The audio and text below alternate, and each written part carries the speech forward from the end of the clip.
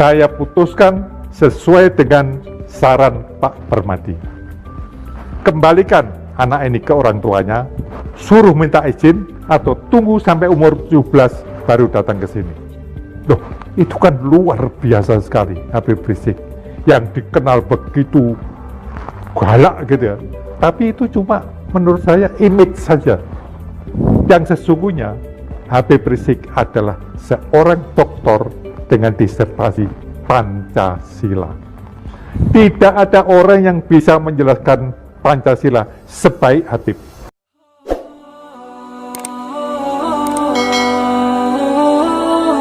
Ada satu lagi yang Anda pasti terkejut. Habib Rizik. Oke. Habib Rizik kan dikenal begitu ganasnya. Iya. Itu bayangan orang. Tetapi kalau ketemu saya beda. Saya dirangkul. Saya disuruh main ke rumahnya. Saya pakai seperti ini, pakai blangkon, pakai kejawen. Dan beliau tahu kalau Anda... Saya tahu, saya kejawen. Nah, terus tamu-tamu lain datang. Tamu lain datang, waktunya sholat. Habib Rizik mengatakan pada saya, maaf Pak Permadi, kita mau sholat berjamaah. Saya tahu Pak Permadi nggak sholat. Tunggu di kamar pribadi saya. Pak Permadi ditemani salah satu santri saya. Sampai nanti selesai, kita undang lagi. Nah, kita ngobrol berdua sama santrinya. Setelah selesai sholat, saya dipanggil, diajak ngobrol lagi. Nggak ada masalah.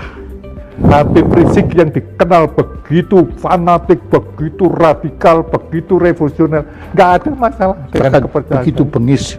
Bahkan ketika itu ada seorang mu'alaf, seorang perempuan Kristen umur 16 tahun masuk Islam. Dia dibawa oleh ulamanya menghadap Habib Rizik, minta keputusan Habib Rizik, bagaimana nasib anak ini. Habib Rizik mengatakan, saya perlu saksi-saksi untuk menyaksikan peristiwa ini. 1, saksi perempuan, istri saya panggil. 2, Pak Permadi saya suruh menemani saya. Nah, ketika terjadi dialog,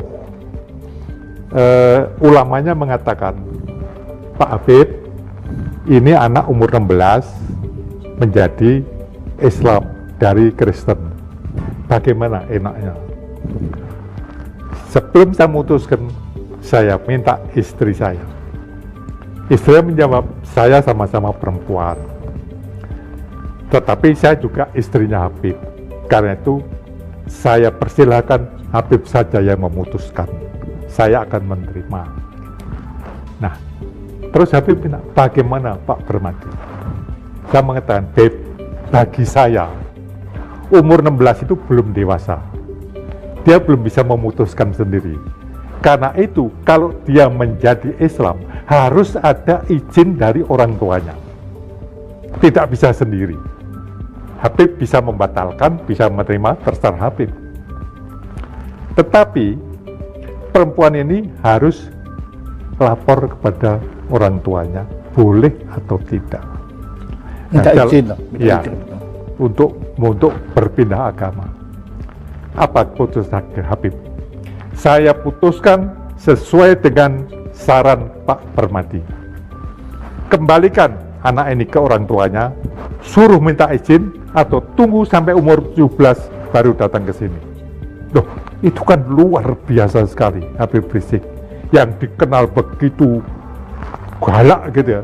Tapi itu cuma menurut saya image saja.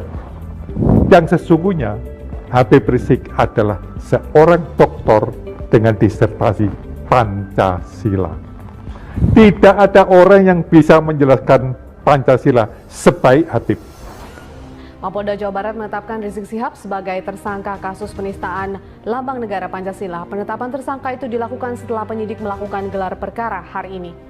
Polda Jawa Barat akhirnya menetapkan ataupun menaikkan status atas nama Rizik Syihab menjadi tersangka. Kasus dugaan penodaan lambang negara yang menjerat pimpinan Front Pembela Islam Rizik Syihab masih dalam proses hukum. Setelah ditetapkan tersangka awal tahun ini, berkas perkara Rizik Syihab sudah memasuki tahap 1. Tidak ada orang yang bisa menjelaskan Pancasila sebaik Habib. Polda Jawa Barat menetapkan pimpinan FPI Rizik Syihab sebagai tersangka dalam kasus dugaan penodaan Pancasila. Dan saya disuruh masuk ke kamar pribadinya. Buku-buku Bung Karno itu penuh di kamar Habib. Jadi Habib adalah seorang Soekarnois. Islamnya nasionalis. Awalnya Rizik dilaporkan oleh Ketua Partai Nasional Indonesia Marhainisme, Sukmawati Soekarno Putri, karena dianggap telah melecehkan Pancasila saat tablik akbar FPI. Artinya apa di sini? Yang saya kritik adalah rumusan Pancasila yang diajukan, diusulkan oleh Bung Karno. Saya tidak menghina Pancasila. Saya tidak mengkan Bung Karno. Itu yang saya kritik. Itu yang saya kritik. Nah, yang kedua yang saya kritik, saya tidak terima kalau kelahiran Pancasila itu dinisbahkan tanggal 1 Juni 45. Yang betul adalah 22 Juni 1945. Kenapa? Karena pada tanggal 1 Juni masih berupa usulan, belum disepakati oleh para pendiri bangsa. Nah, ceramah saya tersebut diedit, dipotong, saudara, kemudian dilaporkan oleh Sukmawati sebagai penistaan, pencemaran nama baik Bung Karno dan penistaan kepada Pancasila. Ini nggak betul. Saya tidak pernah menghina Bung Karno, saya tidak pernah merendahkan Bung Karno, bahkan saya termasuk pengagum Bung Karno. Buku-buku Bung Karno itu penuh di kamar Habib. Tapi seorang pengagum bukan berarti nggak boleh mengkritik orang yang dikaguminya.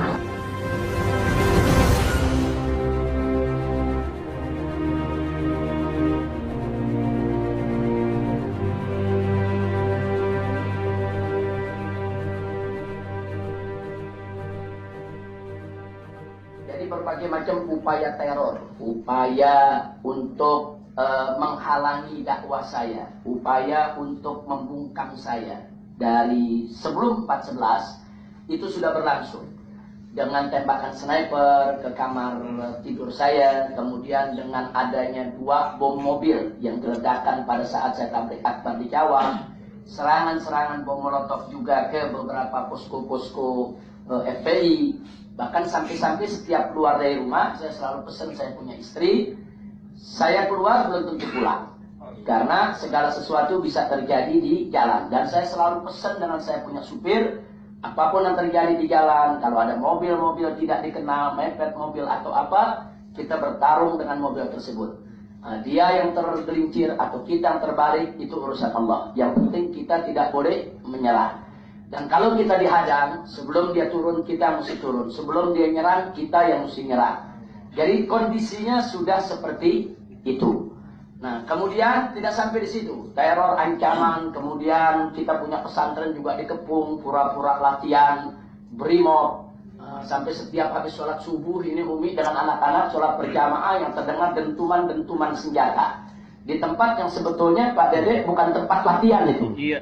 Nah, jadi memang itu semua teror, saya hadapi itu semua dan saya pesan saya punya istri dan anak-anak dari jauh-jauh hari, kalau terjadi sesuatu yang emergensi, darurat, saya sudah siapkan paspor, saya punya istri, anak, cucu, menantu, saya bilang segera kalian tinggalkan Indonesia. Jangan pikirkan saya, kalau saya ditangkap di mana saja, jangan mikirin nengokin besuk, nggak usah. Jadi urusan besuk, nengok itu urusan belakangan. Yang penting keluarga harus kita selamatkan. Karena kadang-kadang seorang pejuang itu akan menjadi lemah manakala keluarganya disandera. Itu yang tidak boleh lupa dan itu saya jaga betul. Nah, tapi memang detik-detik terakhir saya sudah lihat mencium mereka ingin menangkap, maka itu saya segera keluar dari Indonesia. Sebetulnya sudah beberapa kali mereka ingin menangkap. Tapi selalu gagal, tidak jadi, dan saya juga tunggu momentum. Kalau momentumnya sudah tepat, kita hanya bicara per detik, akhirnya Allah bisa menyelamatkan saya untuk keluar. Sebab begini Ibu, kalau saya tidak keluar, saya menyerah kepada situasi dan kondisi yang ada. Saya ditangkap, ditaruh di Makobrimob. Kemudian katakanlah 1 minggu tidak boleh ketemu keluarga, 1 minggu tidak boleh ketemu pengacara. Enggak, saya yakin mereka nggak bakal berani untuk menganiaya saya. Saya udah 3 kali di penjara, saya tahu betul prosedur penjara itu bagaimana. Tapi yang jadi persoalan, kalau saya sudah ditangkap, dikurung di Makobrimob, kemudian pengacara nggak boleh ketemu, keluarga nggak boleh ketemu 1 minggu aja. Nah, setelah itu pihak yang berwenang dari rezim setiap hari tampil di TV cukup mengatakan, kami sudah periksa Habib Rizik dalam keadaan sehat, dan Habib Rizik kooperatif, Habib Rizik sudah memberikan keterangan, dan Habib Rizik sudah mengakui kesalahannya, dan Habib Rizik menyesal, serta Habib Rizik sudah minta maaf. Mau bilang apa Ibu? Hancur itu semua. Dan saya nggak bisa jawab. Pengacara saya juga nggak bisa jawab, orang nggak pernah ketemu. Nah, ini bisa terjadi, itu yang saya tidak mau terjadi. Itu yang saya tidak mau terjadi. Kalau itu terjadi, hancur kita punya perjuangan. Nah, karena televisi mereka yang kuasai, media mereka yang kuasai. Kalau mereka sudah sampaikan begitu, kita tidak punya celah untuk menjawab. Tapi dengan saya keluar dari Indonesia, saya ada di sini, apapun pernyataan yang mereka buat, saya bisa bantah, saya bisa lawan, saya bisa klarifikasi, saya bisa clearkan, saya bisa luruskan. Sehingga mereka tidak bisa seenaknya untuk menyebar fitnah dan rekayasa. Saya pikir jelas itu. Jadi artinya sebelum saya pulang, saya harus pelajari dulu semua segala kemungkinan. Saya tidak mau pulangnya saya akan menjadi kerugian buat umat Islam. Kalau sayanya yang rugi, saya dipenjara, saya yang dibunuh, bagi saya tidak ada masalah. Tapi saya tidak mau perjuangan umat yang menjadi dirugikan. Supaya Bapak Ibu tahu, pasca 212, saya ditawarkan 1 triliun untuk bangun pesantren, kemudian membangun pertanian di gunung sana. Saya punya tanah di sana, ada hampir 50 hektar pesantren, perkebunan. Mereka janjikan 1T, syaratnya 1, aksi bela Islam jangan dilanjutkan. Saya tolak. Dan kita tahu musuh ini, saya sudah sampaikan kepada saya punya istri, ini biasanya mereka pakai ilmu rangkul, kalau nggak mau rangkul pukul, peluk, kalau nggak mau peluk gebuk. Hari ini kita mau dirangkul, kalau kita tolak sebentar lagi akan datang saatnya kita dipukul dan digebuk.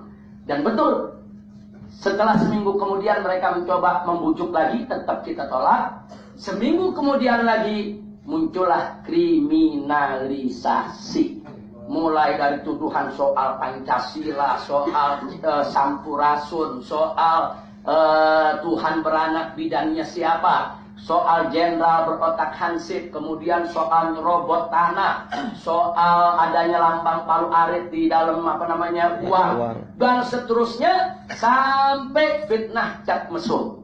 Jadi tujuan mereka semuanya adalah karakter assassination. Mereka ingin hancurkan kepribadian kita, kehormatan kita, supaya umat jauh, umat nggak percaya lagi, supaya perjuangan itu terhenti.